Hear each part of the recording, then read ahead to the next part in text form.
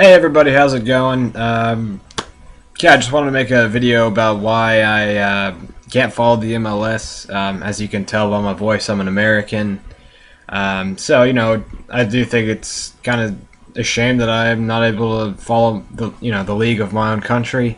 But let me go ahead and start out and say this isn't a I hate MLS video or an MLS bashing video. I'm happy the league is doing well. I'm happy, attendances are up. People seem to care more, which means soccer in general is on the rise, and that's my ultimate goal for this country. It's my favorite sport. But really, so the reason I can't follow MLS is because of basically my exposure to the other European leagues around the world, and leagues like the Premier League, the Bundesliga, Serie A. And this has nothing to do with the quality of play. This has nothing to do with the fact that, obviously the best players in the world are in Europe. And it's not that the MLS has bad players, but, it would be pretty foolish to think that they would have great players at this moment in time. But the reason that I have fallen in love with, leagues overseas is because I really appreciate the system that they operate in. And when I say that, there's really two key differences between the American, professional model and the European or world model in the way that the professional leagues operate. And that's one is the use of a single table in Europe and the world, and a lack of a playoff at the end of the season to see who the champion is. And then two is the use of promotion and relegation. In having a multi-tiered system within that country.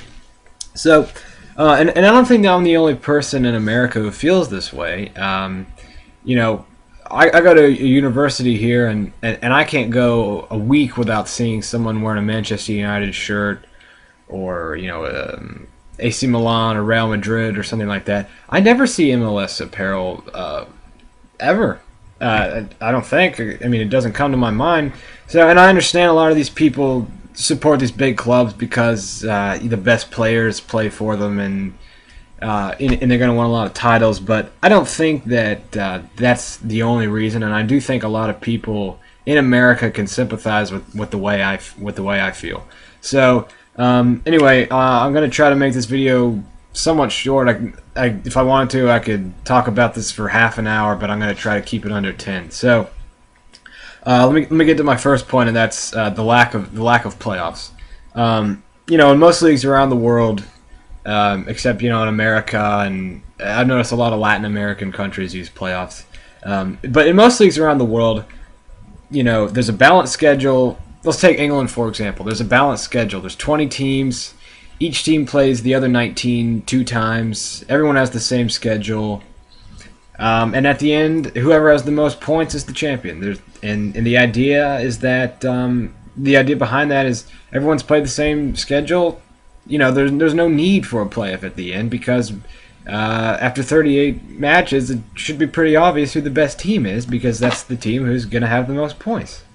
This past season, which ended about a week ago, Manchester City had the same amount of points as Manchester United, but they had a better goal difference. But anyway, they were the top of the table, and which was the game against Queen's Park Rangers was amazing, but that's a different story. But they were top of the table at the end of 38 matches, and they were the champion. And the idea is that they wouldn't need to do anything else to be champion. If the Premier League was operating in the American system, then, we'd be just about to start the playoffs with the top 8 teams in the Premier League just to see who the champion would be. And first of all, I think that's unfair to the team that finished first because, first of all, playoffs last only a fraction of the amount of time that a regular season lasts.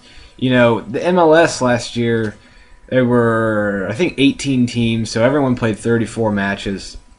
And the LA Galaxy had the most points at the end of the season. This is the 2011 season.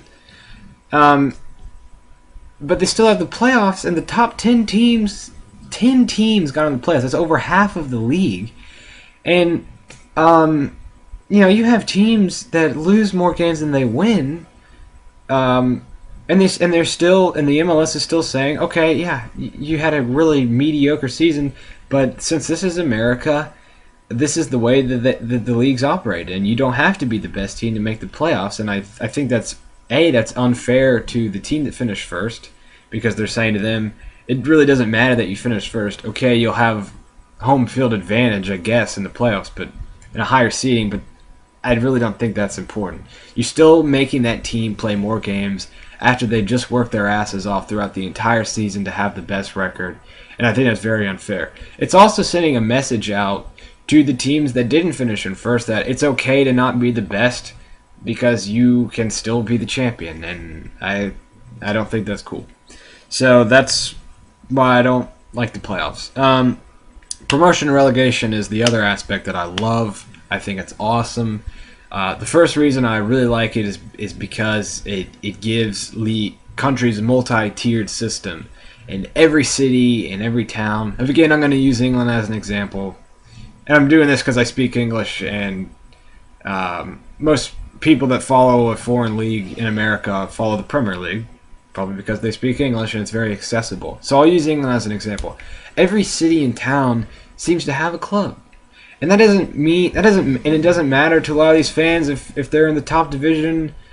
Why would someone support? I'm just going to give an example. Carlisle United. They don't care that they're never going to be in the top league or win the Premier League or anything. But there's something cool and I guess romantic that I really like about the opportunity to support your local club. No matter where you come from.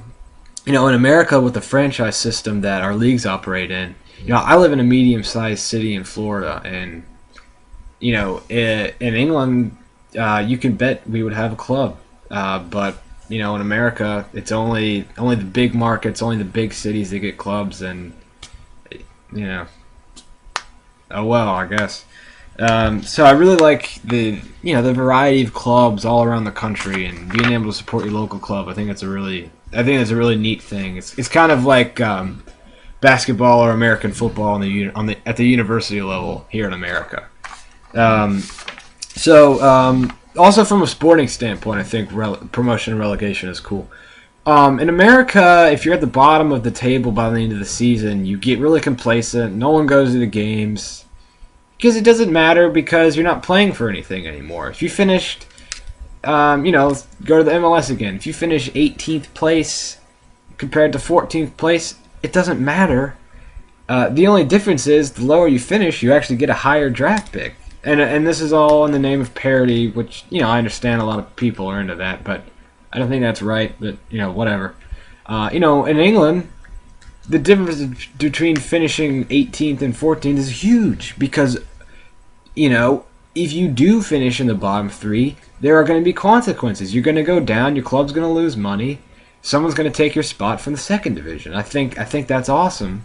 I mean, it isn't awesome for the teams that go down, but I think it's awesome because it gives meaning to the games at the bottom of the table. Clubs at the bottom, they still have something to play for at the end of the season. Fans are still going to go to the grounds. Grounds are still going to be sold out, unlike, for example, this isn't soccer, but I went to a Baltimore Orioles game, with like a month left in the season. This is a baseball team, if anyone doesn't follow baseball. This is a baseball team. This is a month left in the season. There's no relegation in baseball. There was no way they were going to make it to the playoffs or win anything. So the stadium's like a fourth of the way full. If there was relegation, they would be in the heat of a relegation battle. You can bet more people would be at the game, and the prospect of relegation forces owners to actually care about keeping their teams good instead of just making a profit off the team, because they don't care what place someone finishes in America, because they're still going to be making money off the clubs. It doesn't matter what place they come in, because there's no punishment for finishing last. And that's why I like promotion and relegation. There's not the same teams every single season. It's kind of cool to see the new teams coming up from the lower leagues.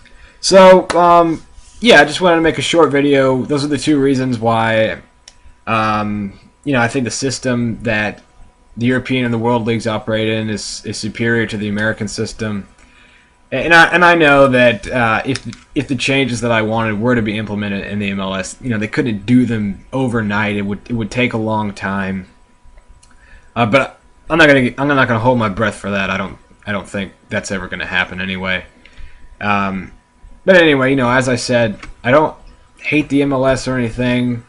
I'm glad that it's growing because it means soccer is growing in popularity in this country, and ultimately that's the thing that really matters. But anyway, I just want to get my thoughts out there. I know I'm not the only one in America that feels this way. If you have feedback, negative, positive, disagree, agree, whether you're American or foreign, you want to weigh in on this conversation, I think it's cool. I think we should have a conversation about this. Anyway, thanks for watching.